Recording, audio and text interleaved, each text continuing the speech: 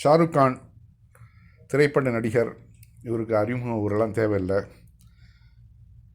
இவருடைய குடும்பத்தை பற்றி நம்ம இப்போ பார்ப்போங்க. அதாவது இவருடைய தாத்தா இஃப்திகார் அஹ்மத். இவர் வந்து சீஃப் இன்ஜினியராக வேலை செஞ்சுருக்கிறார் கர்நாடகா ஸ்டேட்டில். பெங்களூர் போர்ட் இப்போ இருக்குங்கள்ல, இது இவரால் தான் கட்டப்பட்டது. இவர் வந்து படித்தது லண்டனில் படிச்சிருக்கிறார். இவருடைய ஃபேமிலி வந்து நல்லா வெல்த்தியான ஃபேமிலியாக தான் இருந்திருக்குது. எல்லாருமே நல்லா படித்தவர்களாக இருந்திருக்கிறாங்க. இவருடைய தந்தையார் வந்து அவரும் ஒரு நல்ல ஒரு ஃப்ரீடம் ஃபைட்டராக தான் இருந்திருக்கிறாரு. அவர் வந்து கிட்டத்தட்ட 17-18 வயசுலேயே வந்து ஜெயிலுக்கு போயிருக்கிறாருன்னு வச்சுங்களேன். அந்தளவு இந்திய நாட்டின் மேலே இந்திய ஏகாதிபத்தியத்தை வேற இருக்கணும் அப்படிங்கிறதுல அவர் ரொம்ப மும்முரமாக இருந்திருக்கிறாரு. ரெண்டாவது இவருடைய நட்பு வட்டாரம்னு சொல்லப்போனாக்க ஷானவாஸ் கான். அவரை பற்றி நம்ம நல்லாவே தெரியும். அதாவது ஐஎன்ஏ, இந்தியன் நேஷ்னல் ஆர்மி, நம்ம சுபாஷ் சந்திர போஸ் அவருடைய ஆர்மியில் இருந்த அந்த ஷானவாஸ் கான் வந்து இவங்க ஃபேமிலி ஃப்ரெண்டு. இந்த சுபாஷ் சந்திர போஸை பற்றி சொல்லும்போது எங்கள் ஃபேமிலியில் நடந்த ஒரு சின்ன சம்பவம். மலேசியாவுக்கு வந்து நம்ம சுபாஷ் சந்திர போஸ் வந்திருந்தப்போ என்னுடைய தாத்தா அவர் வந்து தங்கள் ஃப்ரெண்ட்ஸுகள்லாம் சேர்ந்து ஒரு மாத சம்பளத்தை வந்து இந்திய தேச விடுதலைக்காக வந்து கொடுத்ததா என்கிட்ட சொல்லியிருக்காப்புல. அவர் சுபாஷ் சந்திர போஸையும் பார்த்துருக்கிறாரு. அவர் வந்து அது சொன்னது எனக்கு இன்னும் ஞாபகம் இருக்குது. ஒரு கிட்டத்தட்ட அவர் சொன்னது ஒரு 30 வருஷத்துக்கு முன்னாடி சொன்னதுன்னு வச்சுங்களேன். அது இப்போ எனக்கு ஞாபகம் இருக்குது. சுபாஷ் சந்திர போஸுடைய அந்த ஷானவாஸ் கானெல்லாம் அந்த ஹிஸ்ட்ரியை படிக்கிறப்போ எனக்கு அந்த ஞாபகம் வந்துச்சு. என்னுடைய சொந்த லைஃப்பில் என்னுடைய ரத்த உறவும் சுதந்திர போராட்டத்தில் கலந்துருக்கிறாங்க. அவர்களுடைய ஒரு மாத சம்பளத்தை வந்து அங்கே கொடுக்கறதுங்கிறது, அந்த டயத்தில் அந்த சண்டை பீரியடில் கொடுக்கறதுங்கிறது பெரிய சவாலான விஷயம். நம்ம சுபாஷ் சந்திர போஸ் வந்து அங்கே மலேசியா, சிங்கப்பூர் இது மாதிரி பல நாடுகளுக்கு போய் இந்தியன் நேஷனல் ஆர்மிக்காக நிதி திரட்டினார். அப்போ பலரும் அள்ளி கொடுத்துருக்குறாங்க. அந்த வகையில் என்னுடைய தாத்தா தன்னுடைய ஒரு மாத சம்பளத்தை கொடுத்துருக்கிறார். அவருடைய நண்பர்களும் சேர்ந்து கொடுத்துருக்குறாங்க. இப்போ நான் ஃபோட்டோவில் பார்க்குறதுனா ஷானவாஸ் கான்.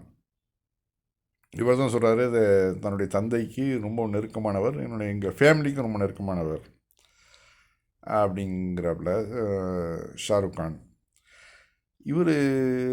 ஷாருக் கானை வந்து அவருடைய அடுத்த ஃபேமிலி மெம்பரில் வந்து அவருடைய மனைவியும் சொல்கிறாரு, கௌரி கான்.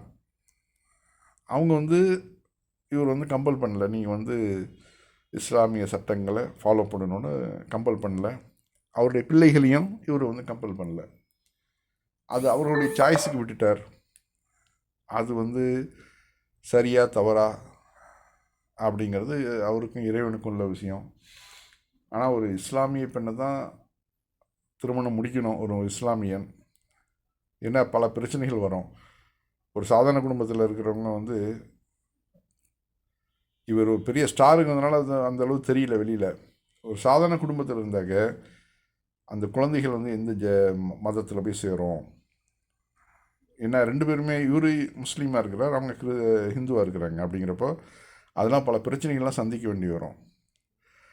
அடுத்தாப்புல இவருடைய மதர், ஷாருக் கானுடைய மதர், அவங்கள ஒரு லாயரு, அது இல்லாமல் சோசியல் ஒர்க்கர் அப்படிங்கிறாப்புல. இதெல்லாம் சொல்கிறது வந்து ஷாருக் கான் தான் சொல்கிறார். இப்போ நான் சொல்லக்கூடிய இந்த விஷயங்கள் எல்லாமே ஷாருக் கான் சொன்னது தான். ஆக இவங்களுடைய ஃபேமிலி எல்லாமே வெல் எஜுகேட்டடாக தான் இருக்கிறாங்க. அவருடைய பாட்டனார்லேருந்து இப்போ எடுத்தாங்க, அவர் ஒரு சீஃப் இன்ஜினியர், இவர் ஃபாதர் ஒரு ஃப்ரீடம் ஃபைட்டர், இவங்க தாயார் ஒரு மேஜிஸ்ட்ரேட்டு. ஆக நல்ல ஒரு வெல்த்தியான ஃபேமிலி, எஜுகேட்டட் ஃபேமிலியிலேருந்து தான் இவருடைய பின்புலம் இருக்குது. நல்லா சந்தோஷமாக இருக்குது கேட்குறதுக்கு. அடுத்தாப்புல இவருடைய தங்கை இவரை வந்து சைக்காலஜி படிச்சிருக்கிறாப்புல, படிச்சுட்டு இவரும் சோஷியல் ஒர்க்கராக இருக்கிறாரு. என்னங்க, ஆக இவருடைய ஃபேமிலி ஃபுல்லாகவே நல்லா படித்த ஃபேமிலியாக இருக்குது.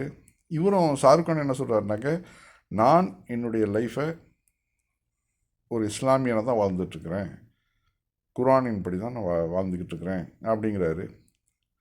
அவர் லைஃப்பில் தவறுகள் எதுவும் செஞ்சுருந்தாக்கா அது அவருக்கும் இறைவனுக்கும் உள்ளது.